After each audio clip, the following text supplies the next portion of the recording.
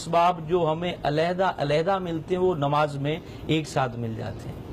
اب کیونکہ دین ہمارا صرف محراب و منبر کا درس نہیں دیتا بلکہ دنیا کو بھی خوبصورت کرنے کا درس دیتا ہے۔ بے شک۔ جیسے حضور دعا مانگا کرتے تھے ربنا آتنا فی الدنیا حسنۃ وفی الآخرۃ حسنہ، کہ دنیا بھی بہتر کر آخرت بھی بہتر کر۔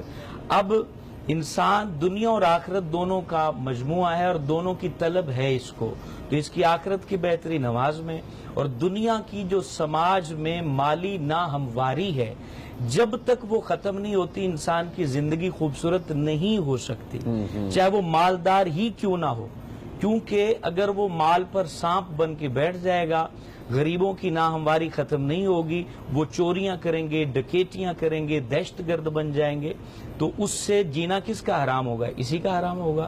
تو یوں انسان کے جو دنیاوی تقاضے ہیں وہ زکوٰۃ کے ذریعے پورے ہوتے ہیں، تو اللہ جل وعلا انسان کو خوبصورت دیکھنا چاہتا ہے تو نماز کو اور زکوٰۃ کو ایک ساتھ جمع کیا کہ یہ بھی تم نے ادا کرنی ہے اور اس کو بھی قائم کرنا ہے تاکہ دنیا بھی خوبصورت ہو جائے، آخرت بھی خوبصورت ہو جائے۔